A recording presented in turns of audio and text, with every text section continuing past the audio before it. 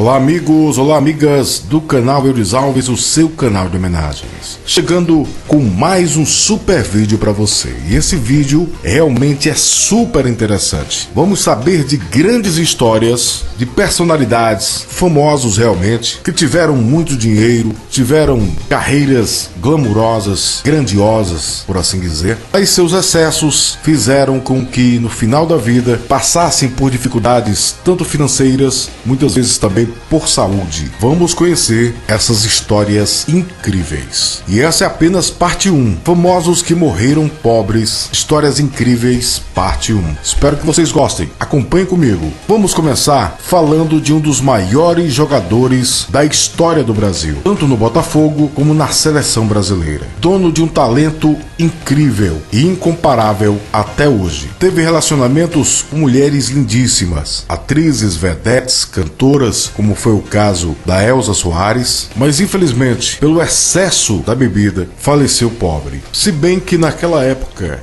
do auge da sua carreira, os jogadores de futebol não ganhavam tanto dinheiro como se ganham hoje, mas teve uma vida glamurosa realmente. Mas o final da vida, bastante triste, esquecido pelos amigos e pelo povo, só sendo relembrado quando faleceu. Muito triste realmente. Após uma série de problemas financeiros e conjugais, Garrincha faleceu aos 49 anos de idade, no dia 20 de janeiro de 1983, vítima de cirrose hepática, em coma alcoólico no Rio de Janeiro. Ele havia sido hospitalizado 8 vezes no ano anterior, e na época da sua morte, ele estava arruinado, física e mentalmente. Seus últimos anos foram infelizes e obscuros. Ele parecia ter se tornado um herói esquecido, mas surpreendentemente, na sua procissão fúnebre do Maracanã a Pau Grande, atraiu milhões de fãs, amigos e jogadores para prestar sua homenagem. Sobre o seu caixão, a bandeira do Botafogo, seu time do coração. Em seu epitáfio, lê-se: "Aqui jaz em paz aquele que foi a alegria do povo", Mané Garrincha. Todos sabiam que o seu excesso de ingestão de bebida alcoólica ao longo de sua vida,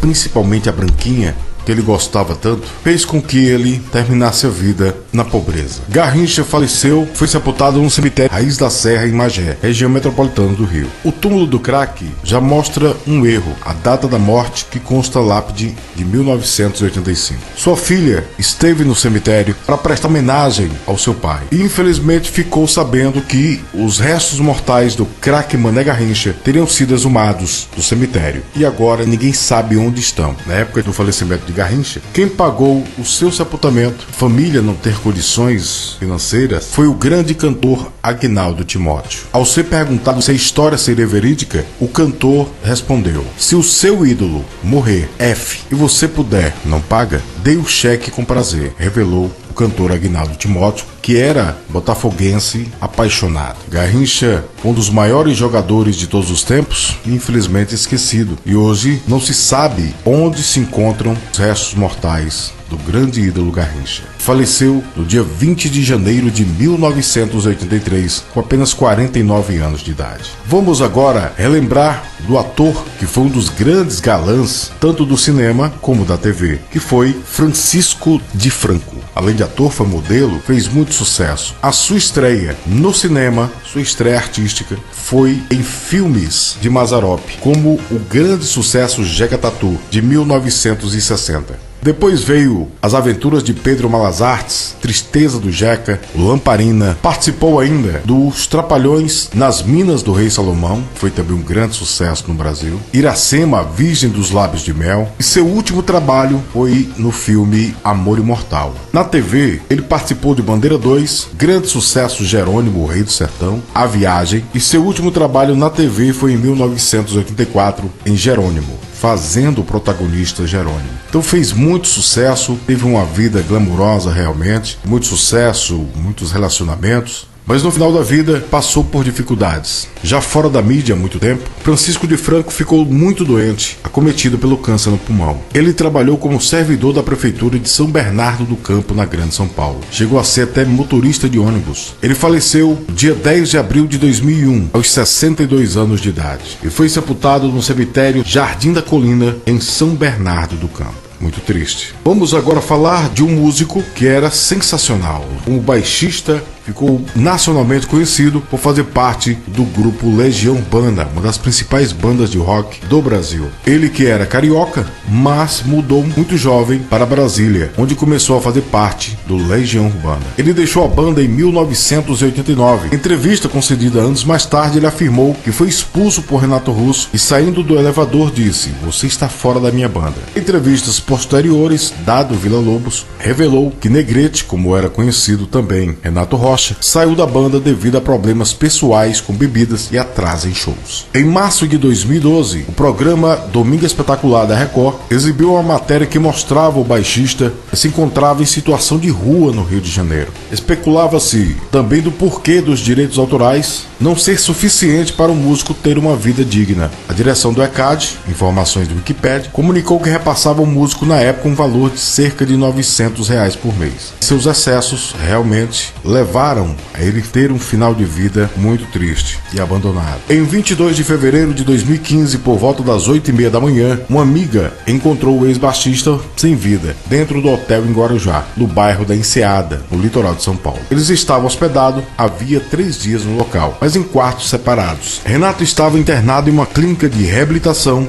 mas tinha os finais de semana livres. Infelizmente, ele faleceu ainda jovem, aos 53 anos de idade, e foi sepultado no Memorial Parque Paulista, em Budas Artes, na Grande São Paulo. Renato Rocha, um grande músico. Vamos agora relembrar da queridíssima Elke Maravilha, que ficou nacionalmente conhecida participando de grandes programas de TV, como foi o caso do seu padrinho, como ela falava que era o seu segundo pai, Chacrinha. Até no filme do Chacrinha, né, mostra os filhos falando que ele tinha dado um apartamento para ela, ele gostava muito de Elke. Mas no final da vida, fora da mídia, passou por muitas dificuldades. Elke Maravilha também participou do programa de Silvio Santos, fazendo o júri. Participou também de A Volta do Beto Rockefeller, Feijão Maravilha, Da Cor do Pecado, fazendo uma jurada também, As Canárias, entre outros. Foram grandes programas, grandes participações em novelas, como Caminho das Índias também. Filmes, participou de dezenas. Vamos citar aqui Chica da Silva, Lenda dos Milagres, Pichote, Xuxa Requebra,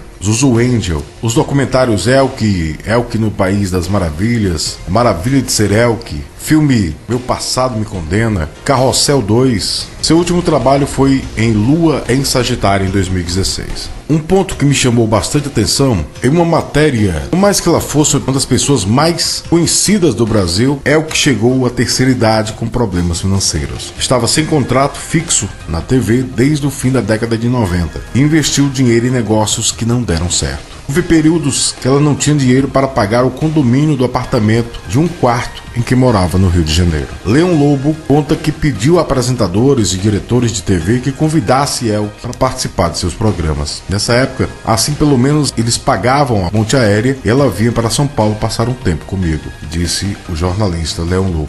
As únicas vezes que Elke pediu ajuda foi para as pessoas mais próximas. 1 ou 2 vezes, Elke ligou para o dançarino Rubens Cury, seu melhor amigo, e sussurrou, no meio de uma conversa de horas: "Não tem comida em casa". Os amigos emprestavam dinheiro quando elas já não podiam pedir emprestado ao banco, porque as dívidas já tinham se acumulado bastante. Elke Maravilha faleceu na madrugada do dia 16 de agosto de 2016, por volta da 1h da manhã, aos 71 anos de idade, vítima de falência múltipla dos órgãos, por não ter reagido bem aos medicamentos durante uma cirurgia para tratar de uma úlcera, por conta da idade e da presença do diabetes. A atriz estava internada na Casa de Saúde Pinheiro Machado, em Laranjeiras, zona sul do Rio, e ela foi sepultada no cemitério São João Batista, no Rio de Janeiro. Na foto do dia do sepultamento de Elke, aparece o ex-prefeito de Colatina e hoje deputado estadual, Sérgio Meneghelli, que veio prestar homenagem à grande Elke Maravilha. O nosso correspondente Bruno Madeira fez uma emocionada visita ao túmulo de Elke Maravilha no São João Batista. E se você quiser conferir esse vídeo, tem aqui no nosso canal. Confira, uma visita bastante emocionada do nosso correspondente Bruno Madeira. Vamos agora relembrar um dos grandes nomes do teatro brasileiro, mas também foi ator de TV e de cinema, que foi o Rubens Correia. No cinema, ele participou de Bonitinha Mais Ordinária, Álbum de Família e Lua de Cristal, entre outros. Na TV, Os Miseráveis, em 1967, passando por Partido Alto, Mandala, Cananga do Japão, Escrava Anastácia, Pantanal, Amazônia, e seu último trabalho na TV foi em 1995 em Decadência. Rubens Correia faleceu às 14 horas e 30 minutos na Clínica São Vicente, na Gávea, onde estava internado desde o dia 14. A clínica informou que uma arritmia cardíaca foi a causa do seu falecimento, mas amigos do ator disseram que ele tinha AIDS. Segundo a matéria do Folha UOL, em conversa por telefone após o falecimento do artista, resolveram que não havia motivo para que a doença não fosse divulgada, disse o ator Ivan de Albuquerque, sócio de Correia no teatro e grande parceiro. Rubens Correia faria 65 anos de idade. Segundo a amiga Joana Fon, grande atriz, diz que Correia tinha descoberto ser portador do vírus HIV havia um ano. No final da vida, precisava de ajuda financeira. Não tinha dinheiro para pagar o próprio tratamento, porque as suas economias estavam bloqueadas no banco. E amigos ajudaram. Rubens Correia faleceu aos 64 anos de idade por complicações decorrentes da AIDS, em 22 de janeiro de 1996, no Rio de Janeiro. O corpo do ator foi sepultado no cemitério São Francisco Xavier, o cemitério do Caju, no Rio de Janeiro. Agora chegou a vez de homenagearmos um guitarrista que foi marcante no Brasil. Ele que fez parte de uma das principais bandas do axé, que foi Chiclete com Banana. Estou falando de Cacique Johnny. João Fernandes da Silva Filho ficou conhecido no Brasil todo como Cacique Johnny. Infelizmente, em 2001, foi afastado da banda quando descobriu ser portador de ataxia cerebelar, uma inflamação no cérebro pode ser causada por uma severa infecção viral ou anomalia congênita. Infelizmente, em entrevista, ele falou que tinha sido realmente abandonado pelos integrantes da banda, que ele considerava como parte de sua família. A doença é degenerativa que limitou os movimentos dos seus braços e impediu que ele pudesse tocar qualquer instrumento. Ele moveu ações trabalhistas, mas infelizmente ele fez um acordo com a banda que continuaria recebendo um salário mensal. Chegou a receber salários entre junho de 2001 e janeiro de 2002, quando os repasses foram interrompidos. Em 2010, depois de uma longa luta, voltou a receber um auxílio da banda, que foi novamente cortado em 2014, e nos últimos anos de vida viveu recluso no apartamento de familiares. As sequelas da doença atingiram sua visão e locomoção. Ele mantinha-se com a aposentadoria por invalidez do INSS e a grande parte da sua renda era voltada realmente para custear os medicamentos, além dos tratamentos de fisioterapia e fonoaudiologia. Infelizmente, Cacique Johnny faleceu aos 53 anos de idade no dia 26 de junho de 2019 e foi sepultado no cemitério Campo Santo, em Salvador da Bahia, ao som de músicas que ele fez parte quando era membro do Chiclete com Banana. Inclusive, o nosso correspondente Henrique Silva fez uma belíssima homenagem visitando onde está sepultado nosso querido Cacique Johnny. Veja esse vídeo, é muito marcante aqui no canal. Imagens exclusivas nunca mostradas antes. Vamos agora falar desse cantor que eu era fã demais, eu sou fã demais, até hoje eu ouço bastante, tive o prazer de conhecer, que foi o cantor Reginaldo Rossi, o nosso rei do brega, rei da música romântica popular, dono de centenas de sucessos. Alguns dizem que ele só tinha pouquíssimas músicas, como Garçom, Raposa e as Uvas, mas não, ouça as suas músicas, são letras lindíssimas. Ele, além de um grande cantor, ele era um grande compositor. A música O Romance que Ninguém Deu é linda demais. Devia Te Odiar, uma das mais belas canções de todos os tempos, mais uma centena. O que nos deixou muito triste, e em entrevista seu filho revelou que pelo seu vício em jogos morreu pobre,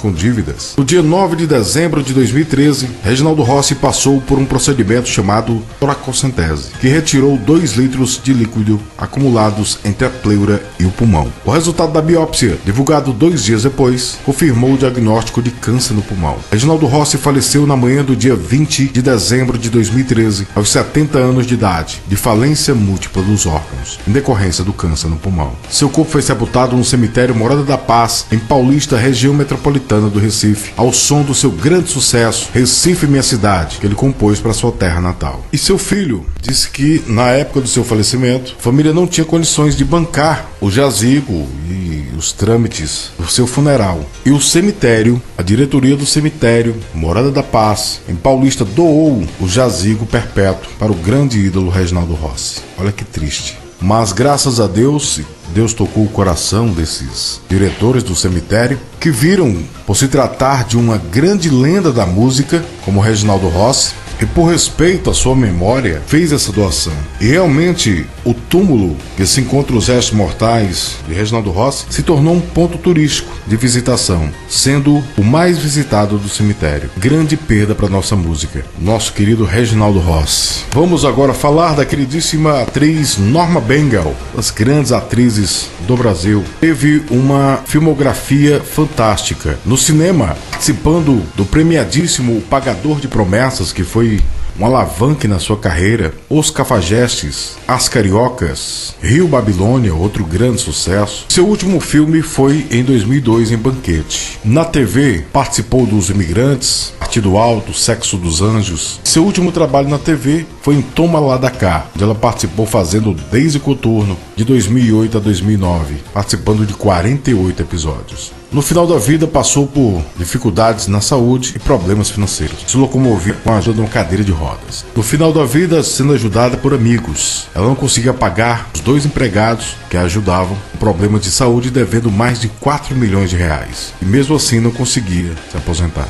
Norma Bengal faleceu no dia 9 de outubro de 2013, vitimada pelo câncer no pulmão. Diagnóstico que recebera 6 meses antes. Ela estava internada no Hospital Rio Laranjeiras, na piora do quadro de falta de ar. Seu corpo foi velado no cemitério São João Batista, cremado no cemitério do Caju. Ela faleceu aos 78 anos de idade. Vamos agora falar de Jorginho Guinle, ele que foi um dos maiores playboys da história do Brasil, vindo de família milionária, mas devido aos seus excessos, realmente em festas, em farras, morreu pobre e morando de favor no Copacabana Palace. Amigo de infância de Joaquim Monteiro de Carvalho, outro grande playboy brasileiro, conhecido como Baby, fizeram um pacto ainda na infância, e se algum deles ficasse pobre um dia, um ajudaria o outro. E Baby cumpriu essa promessa. Deixava que o amigo Jorginho Guinle vivesse no apartamento no Copacabana Palace, mesmo sem ter condições de pagar as diárias. Teve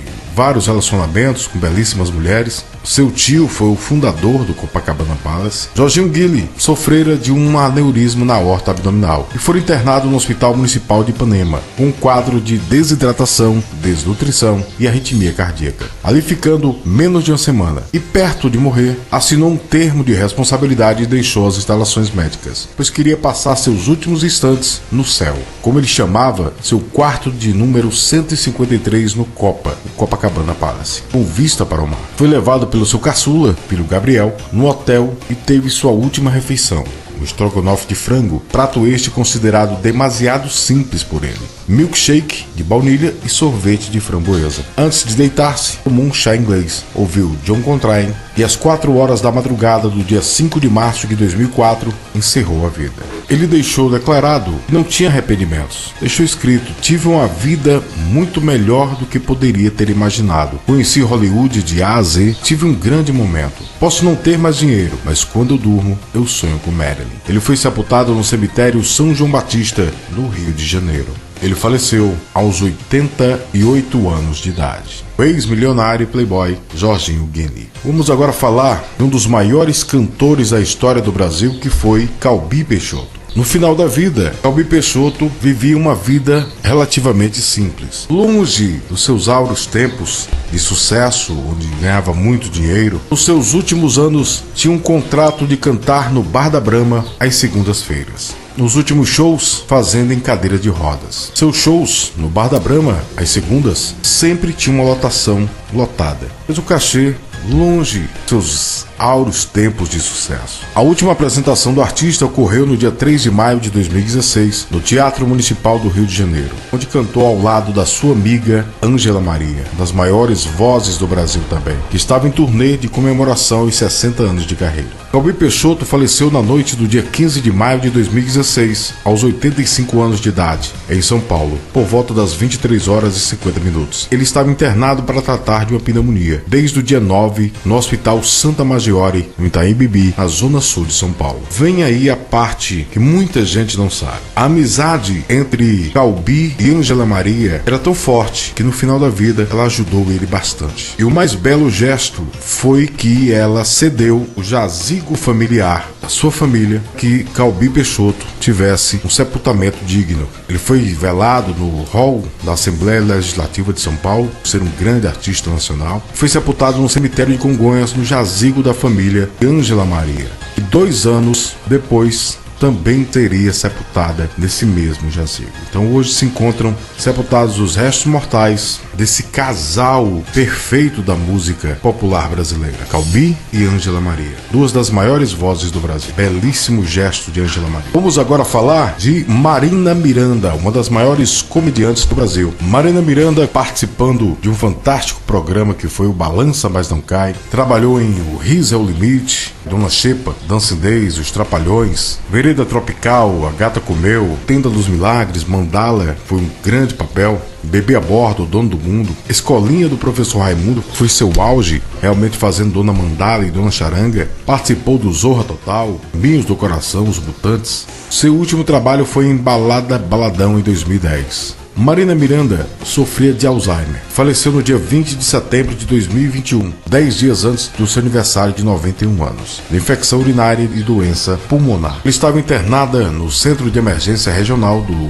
Leblon, no Rio de Janeiro. Em entrevista à sua filha, que no final da vida ela teve bastante dificuldades para pagar realmente as suas dívidas e passou a ser acumuladora. Vivia realmente em meio de um lixão no seu apartamento. Inclusive foi fonte de matéria na TV. Todas as matérias que a gente pesquisa na internet, que pesquisa onde ela foi sepultada, aparece no cemitério do Catumbi, no Rio de Janeiro. O nosso correspondente Bruno Madeira esteve lá para fazer a visita ao túmulo de Marina Miranda e soube da informação que ela não foi sepultada no cemitério do Catumbi, e sim apenas cremada. Então, que é a nossa homenagem a Marina Miranda, grande comediante. E para encerrar o vídeo de hoje, vamos falar da grande atriz Isaura Bruno. Apesar de poucos trabalhos realizados, destacou-se como uma das primeiras atrizes negras a ganhar um papel central em uma novela como Mamãe Dolores em O Direito de Nascer, ainda na TV Tupi em 1964. Participou do papel marcante fazendo a Tia Anastácia, de 1967 a 1969, no Sítio do Pica-Pau Amarelo. E seu último trabalho na TV foi em A Cabana do Pai Tomás, em 1969. Depois de 1970, um espaço restrito, Isaura não recebeu mais convites para trabalhar em novelas e teve que voltar a trabalhar como doméstica. Terminou a vida vendendo doces na Praça da Sé para sobreviver. Logo após mudou-se para Campinas para morar com a sua filha Pena Maria, trabalhando como gari. Em 2 de maio de 1977 ela sofreu um ataque cardíaco na rua e, sem ser reconhecida, foi levada para a unidade de indigentes Santa Casa de Campinas, confundida com a moradora de rua, onde veio a falecer. Ela tinha 61 anos de idade. Infelizmente, morreu esquecida do grande público, da mídia. Então esse foi o vídeo de hoje. Famosos que morreram pobres, parte 1. Histórias incríveis. Quero agradecer aqui a colaboração do nosso correspondente Bruno Madeira, que nos enviou grande parte dessa lista. A gente vai fazer um segundo vídeo, quem sabe até um terceiro, abordando esse tema. Aguarde muito em breve. Se você gostou do vídeo, dê seu like, compartilhe com os amigos. Se não for inscrito, se inscreva no nosso canal. Um abraço, até o próximo vídeo do canal Eudes Alves, o seu canal de homenagens. Até lá!